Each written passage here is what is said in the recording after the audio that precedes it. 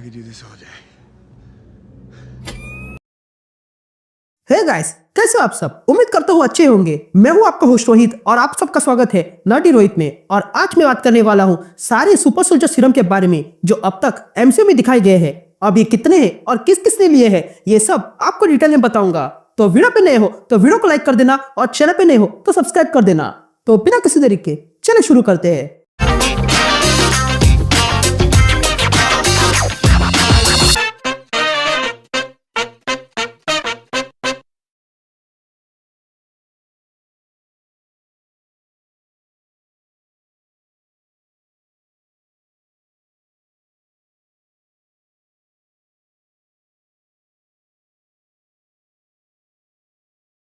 तो सबसे पहले है प्रोटोटाइप सीरम। ये सीरम योहान स्मिथ ने एल्स्किन की मदद से बनाया था। ये सीरम हमें कैप्टन अमेरिका विंटर सोल्जर में दिखाया गया था, जहां पर स्मिथ ने ये सीरम अपने ऊपर इस्तेमाल किया। इस सीरम ने उसे एनहांस स्ट्रेंथ और ड्यूरेबिलिटी दी, लेकिन इससे कुछ साइड इफेक्ट्स निकले, जिसके कारण स्मिथ का फेस पूरी तरह बदल गया और वो बन गया रेड स्कल।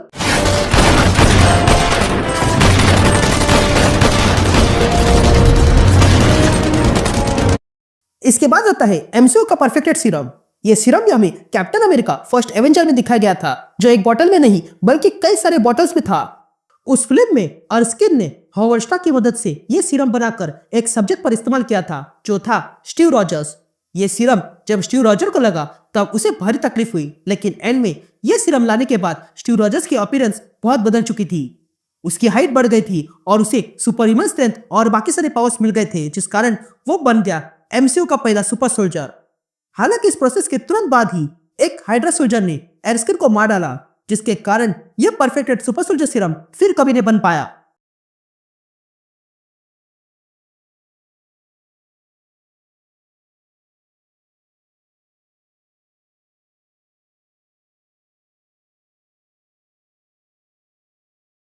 इसके बाद आता है हाइड्रा का सीरम। ये सीरम बनाया था डॉक्टर अरविंद जोला ने। यह सीरम परफेक्टेड सीरम की तरह ही था, पर इसका इस्तेमाल करने पर कोई हाइट वेट या बॉडी मास नहीं बढ़ता था। बस ये सीरम यूज करने वाले को एनहांस स्ट्रेंथ मिल जाती थी, जिस कारण वो कैप्टन अमेरिका के टक्कर का बन जाता। ये सीरम जोला ने अपने पकड़े हुए एक कैदी पर इस्तेमाल किया था, जो था बकी बार्न्स, जिसे बाद में कैप्टन अमेरिका ने रेस्क्यू किया। लेकिन एक फाइट में वो ट्रेन से गिर गया, जिसके बाद हाइड्रा ने उसे ढूंढ लिया और उसे एक नया हाथ दे दिया और साथ ही ब्रेन वॉश करके अपना हिटमैन बना दिया।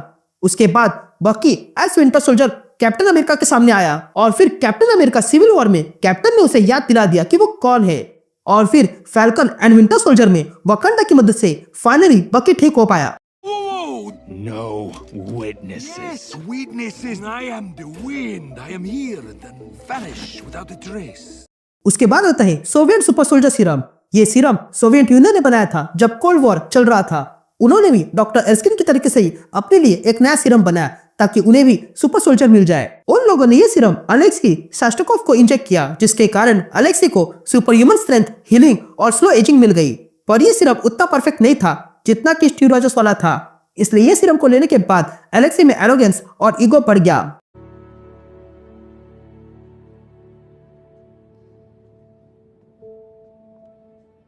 इसके बाद है यूएस गवर्नमेंट सीरम। ये सीरम यूएस गवर्नमेंट ने कैप्टन अमेरिका के बाद बनाया था। हालांकि वो परफेक्ट सीरम को काफी हद तक रेप्लिकेट कर पाए और उन्होंने एक नया सीरम बनाया, लेकिन ये सीरम यूएस गवर्नमेंट ने अपने ब्लैक सोल्जर पर उन्हें बिना बताए इस्तेमाल किया। इस सीरम के लिए कई सारे सब्जेक्ट चुने गए थे जो इस सीरम को सह नहीं पाए और मर गए, लेकिन एक ही बंदा था जो इन सब में सर्वाइव कर पाया। वो था आइसिया ब्रैडली, जो सीक्रेट सुपर सोल्जर बन गया। लेकिन फिर यूएस ने उसे जेल में बंद कर दिया और उस पर अनेकों प्रयोग किए, जिसके कारण उसे जो कैप्टन अमेरिका बनने का अधिकार मिलना चाहिए था वो कभी नहीं मिल पाया। लेकिन फिर फैल्कन और विंटर सोल्जर में सैम विल्सन आइसिया से मिला और फिर उसने आइसिया को वो अधिकार दे दिया जिसके लिए वो लायक है।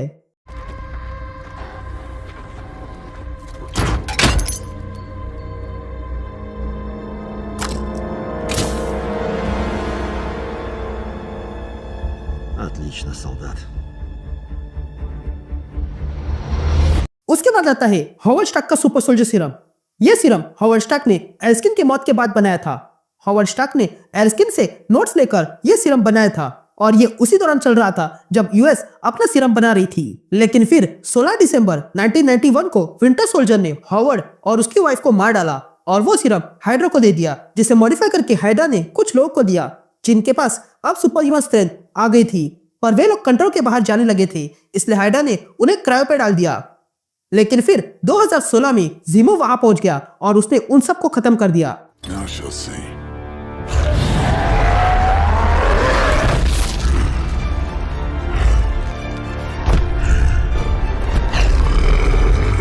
इसके बाद आता है ब्रूस बैनर का गैमा बेस सीरम।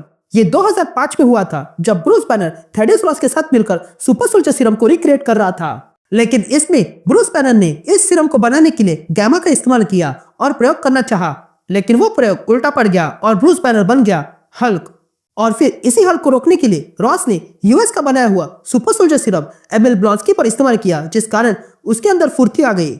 लेकिन फिर भी हल्क ने उसे हराया, जिसके बाद एमिल ने ब्रूस बैनर का ब्लड भी अपने अंदर इंजेक्ट किया, जिसके बाद वो बन गया एबोमिनेशन, जिसे भी फिर एक बार हल्क ने हरा दिया। Who are you? What do you want?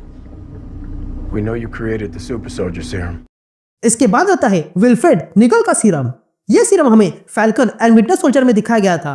इस सीरम को विल्फ्रेड निगल ने बनाया था और बनाना था आइसा ब्रैडली के ब्लड से। जी हाँ, जब आइसा ब्रैडली पर प्रयोग किए जा रहे थे तब विल्फ्रेड ने उसका खून चोरी किया और एक नया सुपर सोल्जर सीरम बनाया जो काफी हद तक परफेक्टेड सीरम जैसा था। इस सीरम के 20 बोतल कार्ली ने चुराए और अपनी टीम को दे दिए और वो बन गए फ्लैग स्मैशर, जो विंटर सोल्जर पर भी भारी पड़ रहे थे। ये सीरम भी इंसान के अंदर के गुस्से को बढ़ावा देता है, इसलिए फ्लैग स्मैशर बुरे बन गए। लेकिन फिर बाकी के बॉटल्स जीमो के हाथ लग गए, जिसने वो सारे तोड़ दिए बस एक को छोड़कर, जिसे फिर जॉन वॉकर ने इस्तेमाल किया और बन गया यूएस एजेंट। हालांकि सीरम का असर जॉन वॉकर पर भी हुआ और वो भी थोड़ा बहुत बुरा बन गया, लेकिन वो इससे उबर कर बाहर आया। उसके बाद आता है गोल्डन सेंटर सीरम।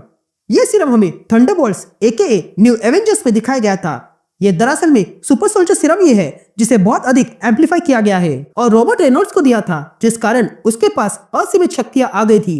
पर इसके साइड इफेक्ट्स थे और वो ये थे कि इसने रॉबर्ट की एक और पर्सनालिटी बना दी थी और वो थी वॉइड, और ये बहुत ही बुरा रूप है जो बाद में थंडरबोल्ट्स मूवी में हमें दिखने मिला, जिसे न्यू एवेंजर्स ने मिलकर रोका।